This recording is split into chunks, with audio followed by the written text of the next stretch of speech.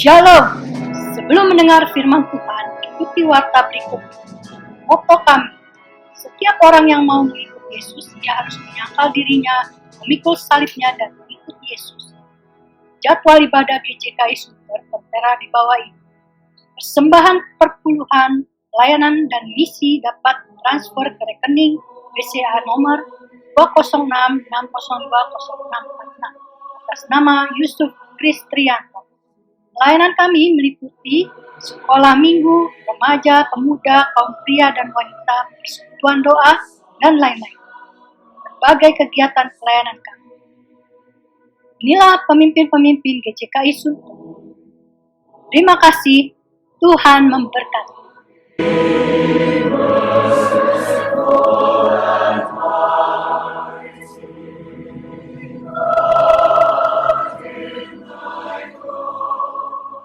Shalom saudara-saudara yang sangat berharga di hati Tuhan. Bagaimana kabar saudara semua? Saya percaya Tuhan selalu memberkati di dalam kesehatan dan berkecukupan. Pagi ini kita berjumpa lagi di dalam awal bulan September, bertepatan ibadah perjamuan kudus. Mari kita siapkan hati dan pikiran kita bertemu Tuhan Yesus. Kita saat teduh sejenak.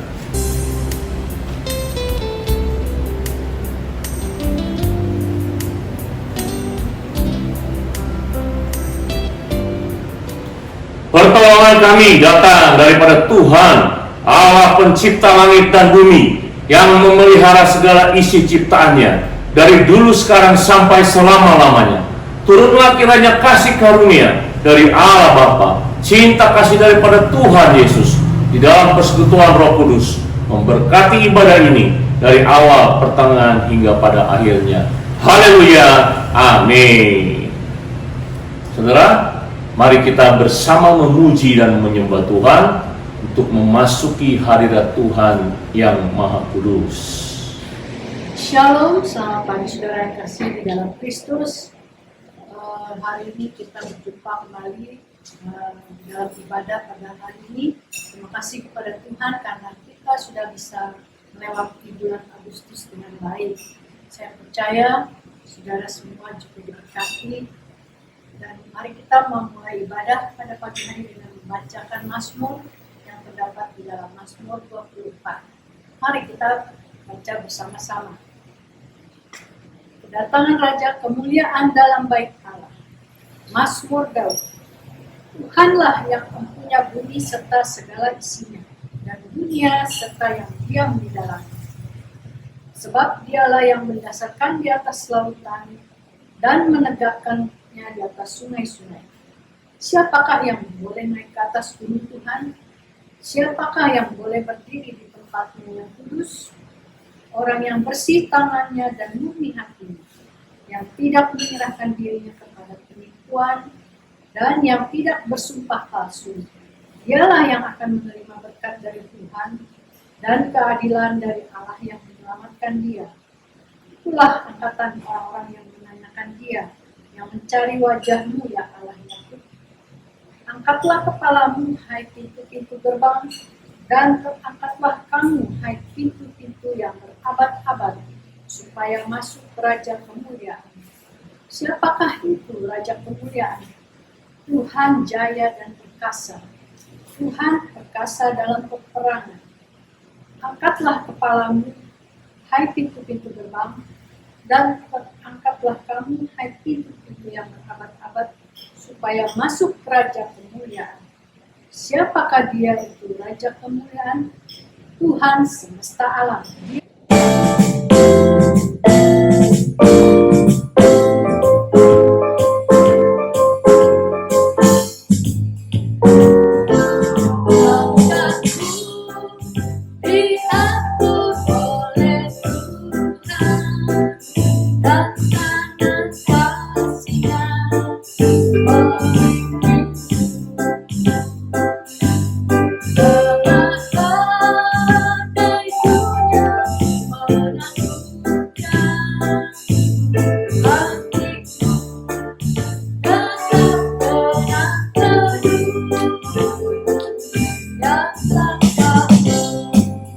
Ku tahu Tuhan yang pimpin ke tempat diriku di antara. Dan sekali nanti aku tiba di rumah Bapa surga yang abadi.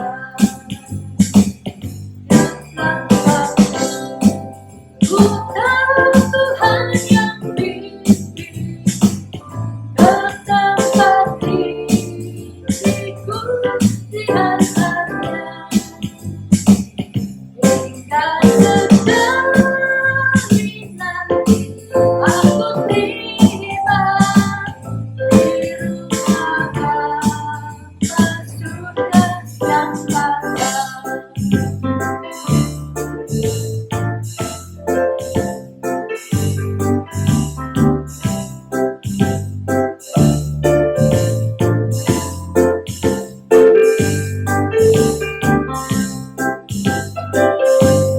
Mataku diatur oleh Tuhan dan tangan kasih-Nya memimpin. Keadaan dan dunia menakutkan hatiku, tetap tenang teduh.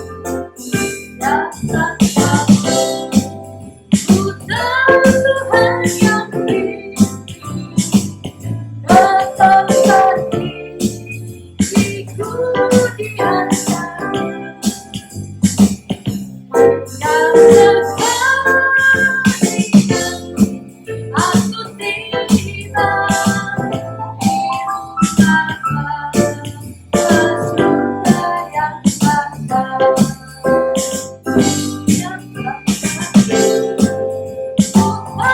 Tuhan yang pimpin ke tempat diriku di antara. Hingga sekali nanti aku tiba di rumah Bapa surga yang abadi. Di rumah Bapa surga yang abadi. Di rumah Bapa surga yang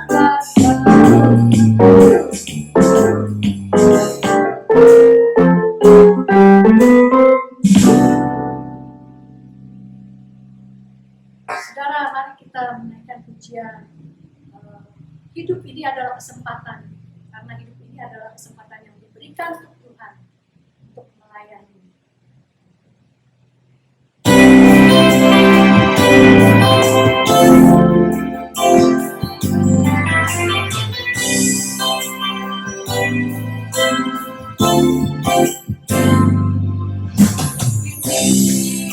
Adalah kesempatan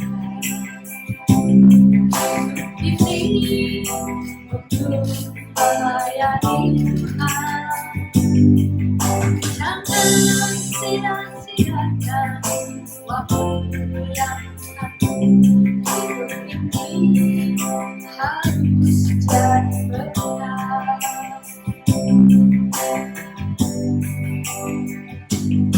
Hidup ini adalah kesempatan. Hidup ini untuk melayani Tuhan. Jangan sia-siakan waktu yang satu. Hidup ini harus jadi berkah. Oh Tuhan, karena hidupku selalu aku masih sembah. Bila saatnya nanti ku sampai dalam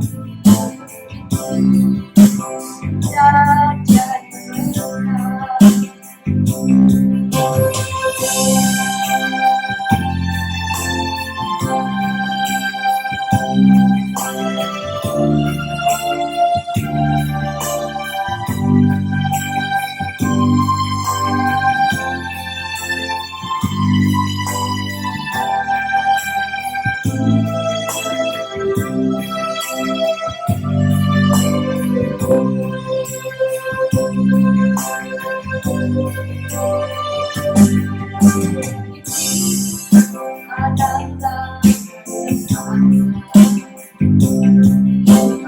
ini untuk melayani Tuhan. Jangan sia-siakan waktu harus jaga.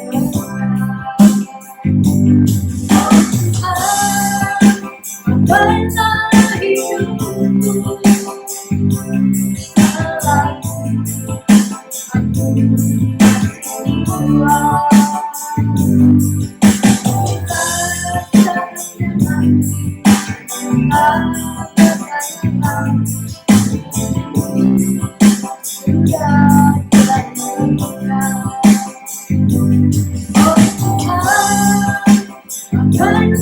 hidupku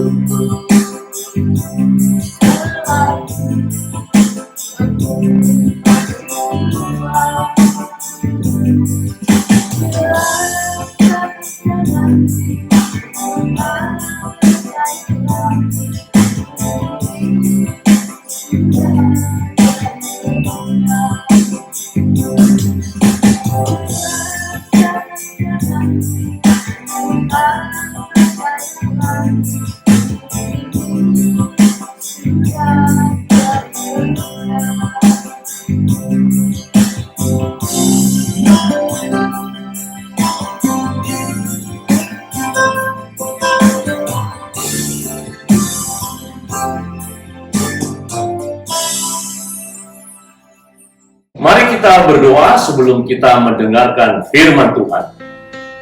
Terima kasih Tuhan, setelah kami memuji dan menyembah Tuhan, biarlah kami mengundang Kau hadir lewat firman-Mu.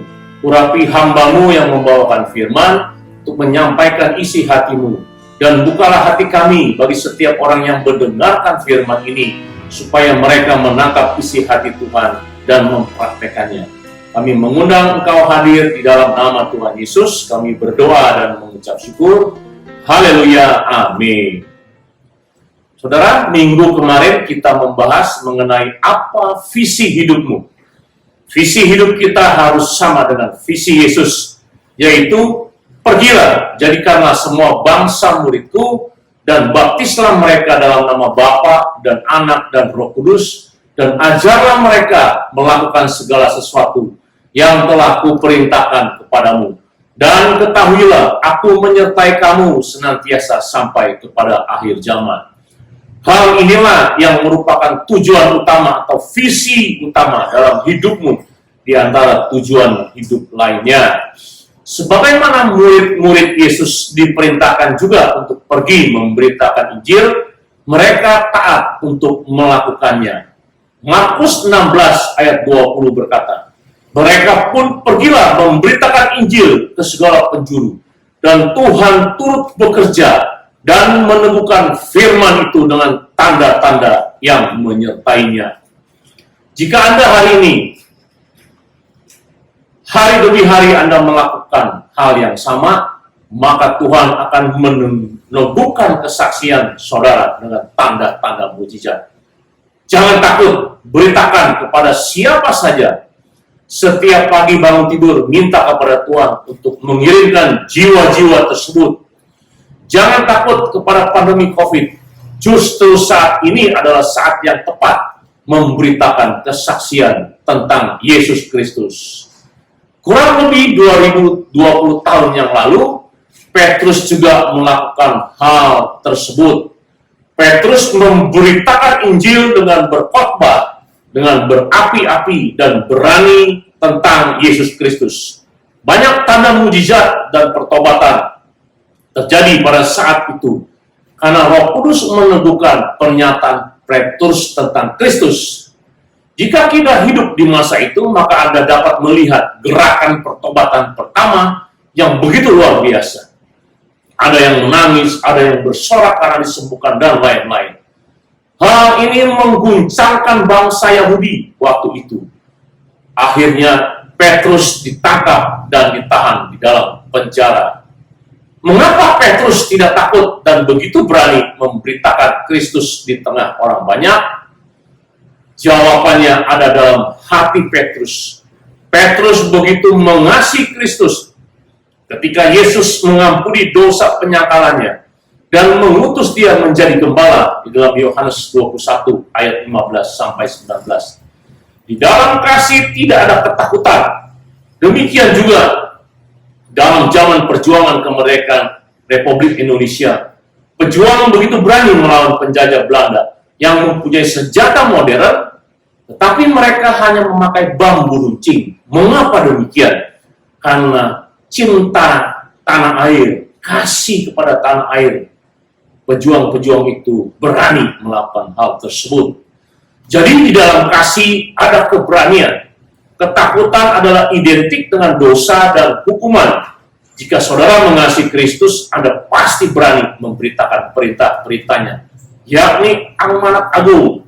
Beritakanlah Injil pada komunitas di mana Anda berada, baik keluarga Anda, keluarga besar Anda, teman-teman kerja, dan lain-lain. Jika Anda berani, Roh Kudus yang akan membimbing dan mengerjakan apa yang tidak dapat Anda lakukan dalam hal meneguhkan kesaksian Anda.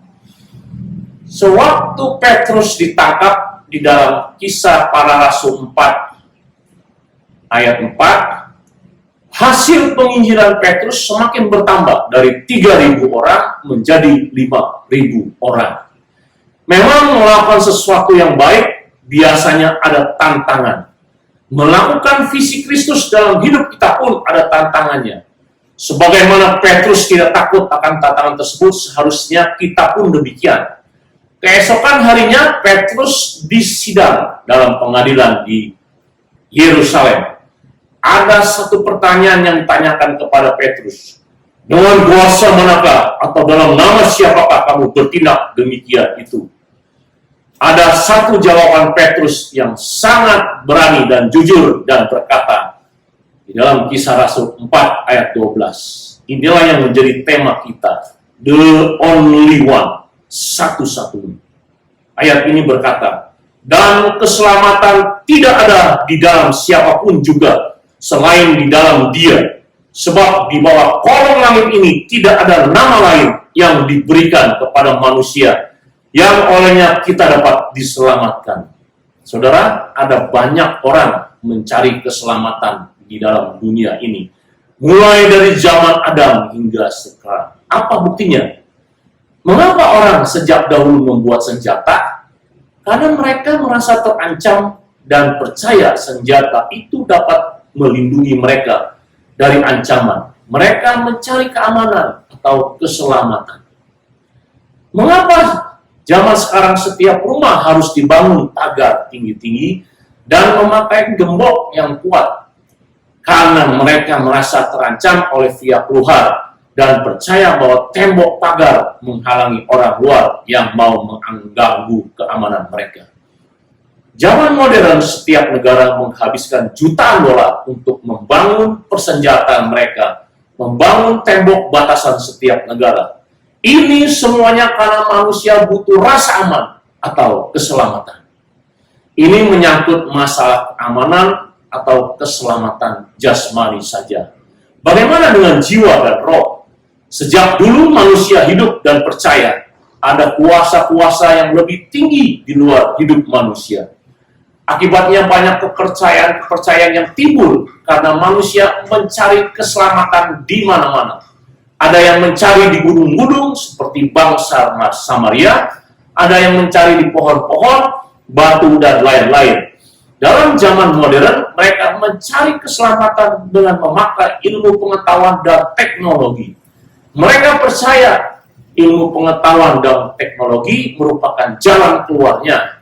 Tetapi semakin mereka tahu akan isi alam semesta ini, semakin mereka bertambah ketakutan.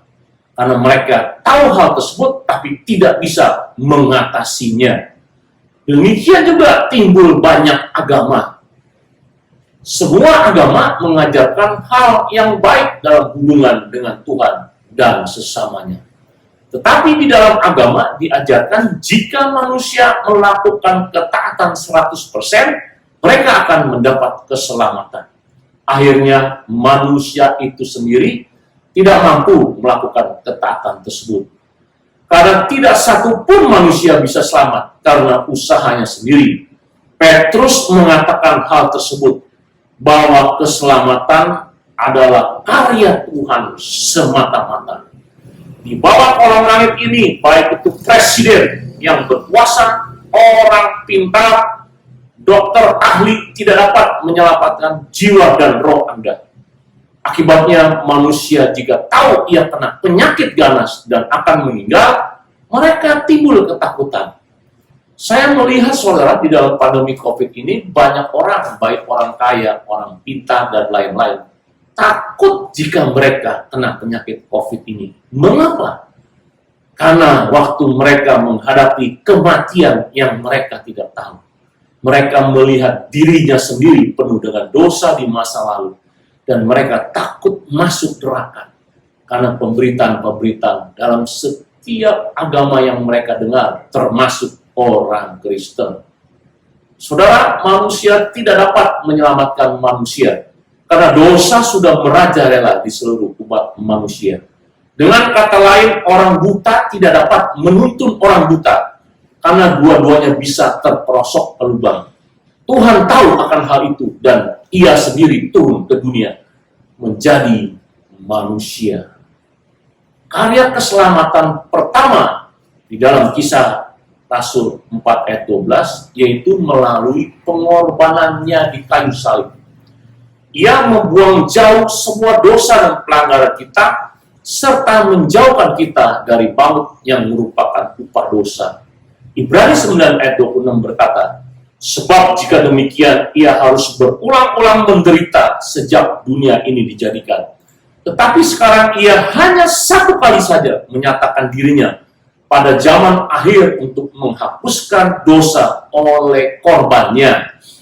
Kedua, Tuhan Yesus setelah kebangkitannya pergi ke surga kepada Allah untuk menyelamatkan kita dari kuasa dosa. Kita diperdamaikan dengan Allah dan dilayakkan untuk datang kepadanya.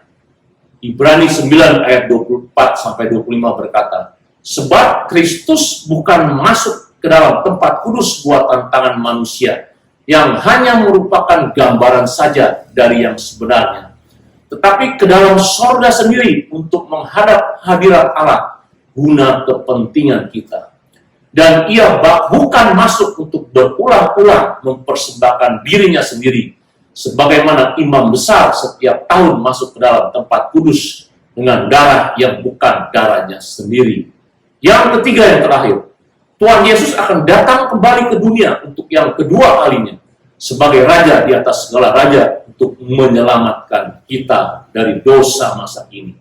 Ibrani 9 ayat 28 berkata, Kristus hanya satu kali saja mengorbankan dirinya untuk menanggung dosa banyak orang.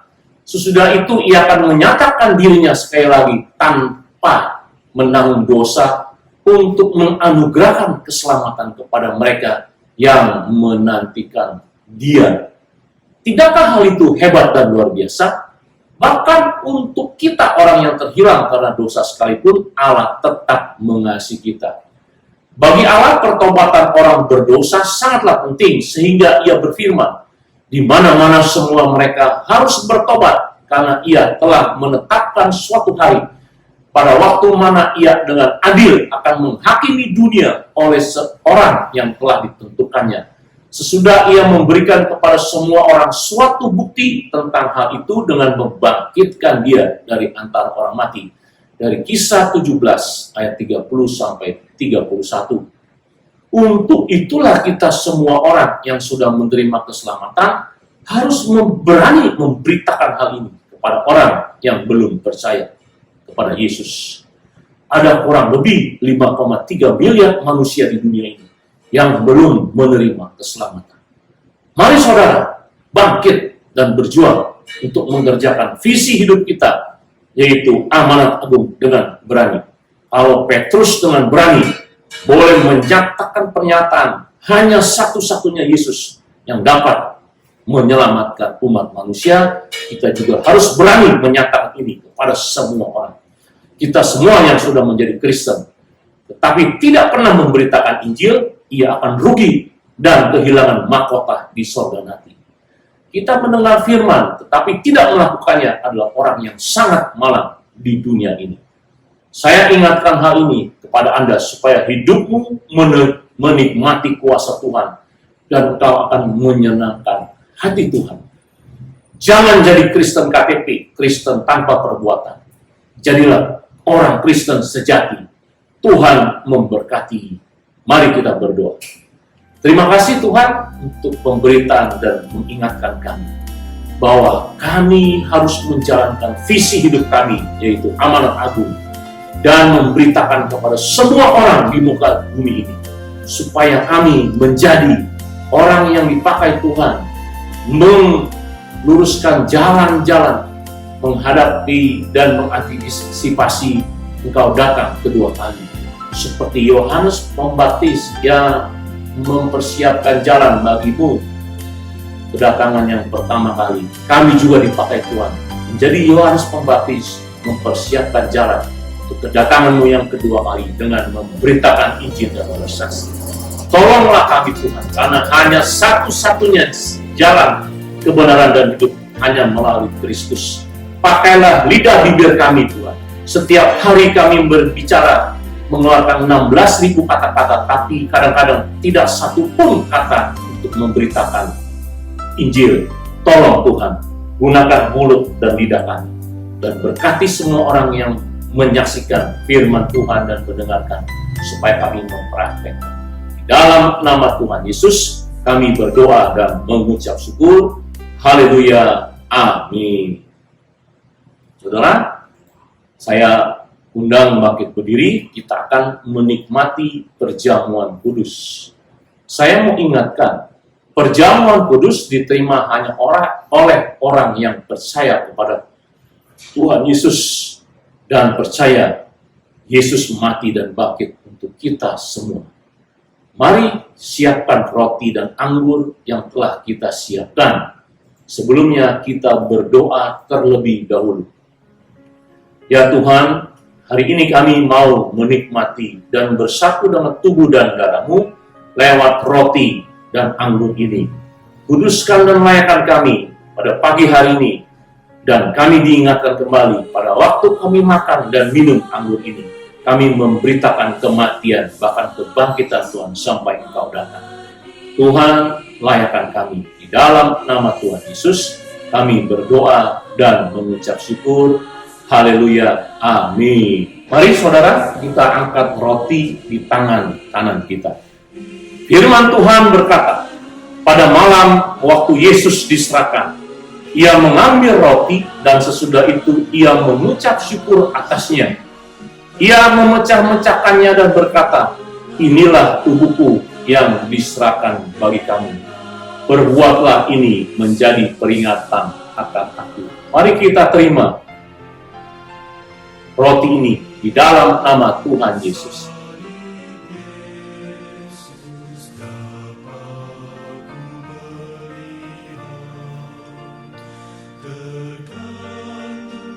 Mari kita angkat cawan di tangan kanan kita. Firman Tuhan berkata, demikian juga Yesus mengambil cawan sesudah makan, lalu berkata, cawan ini adalah perjanjian baru yang dimeteraikan oleh darahku. Perbuatlah ini setiap kali kamu meminumnya, menjadi peringatan akan aku. Sebab setiap kali kamu makan roti ini dan minum cawan ini, kamu memberitakan kematian Tuhan sampai Ia datang. Mari kita minum anggur ini di dalam nama Tuhan Yesus. Mari kita berdoa. Terima kasih Tuhan, kami bersyukur Tuhan karena Engkau sudah menyatukan diri kami, jiwa kami ke dalam tubuhmu dan jiwamu.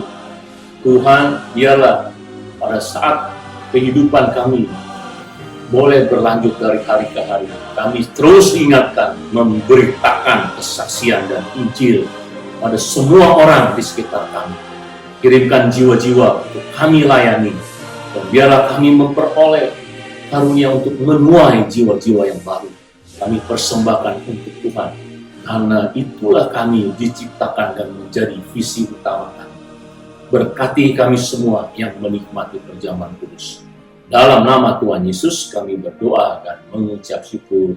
Haleluya. Amin. Sambil tetap berdiri, mari kita bersama mengucapkan pengakuan iman rasuli kita.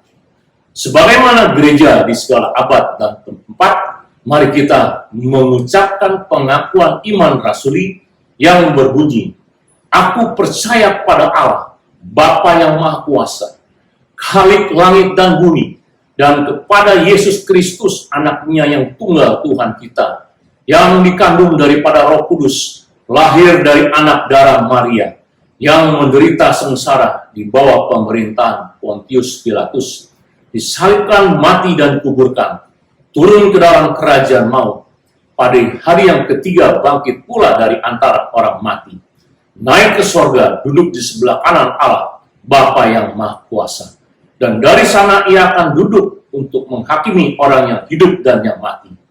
Aku percaya kepada Roh Kudus, gereja yang kudus dan am, persekutuan orang kudus, pengampunan dosa, kebangkitan orang mati, dan hidup yang kekal. Amin. Silakan duduk, saudara. Sebelum kita mengakhiri dan menerima doa berkat, saya mewakili hamba Tuhan dan Diaken GJKI Sunter mengucapkan selamat ulang tahun kepada Ibu Susanto tanggal 3 September. Selamat ulang tahun Ibu Susanto. Saya berharap Tuhan memberikan kesehatan, kekuatan, dan iman yang kuat kepada Ibu Susanto. Mari kita berdoa untuk Ibu Susanto yang berulang tahun. Terima kasih Tuhan untuk Ibu Susanto yang tanggal 3 September Tuhan karunia 1 tahun kehidupan kembali.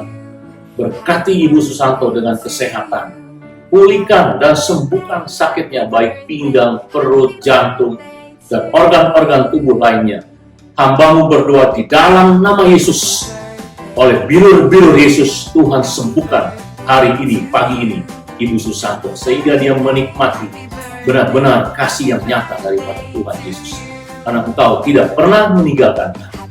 Berkati anak-anaknya, cucu mantu semuanya, supaya mereka diberikan kekuatan dan iman kepada Yesus. Dalam nama Tuhan Yesus kami berdoa dan mengucap syukur. Haleluya. Amin. Mari saudara kita bangkit berdiri, siapkan hati saudara untuk menerima berkat Tuhan.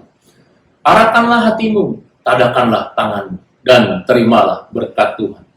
Kiranya damai sejahtera dari Allah Bapa, cinta kasih daripada Tuhan Yesus di dalam persekutuan Roh Kudus memberkati, melindungi, memberi kesehatan, memberikan keberanian bersaksi untuk kemuliaan bagi nama Kristus dari sekarang sampai Maranatha, Yesus datang kedua kali menjemput kita di awan-awan, bahkan sampai selama-lamanya.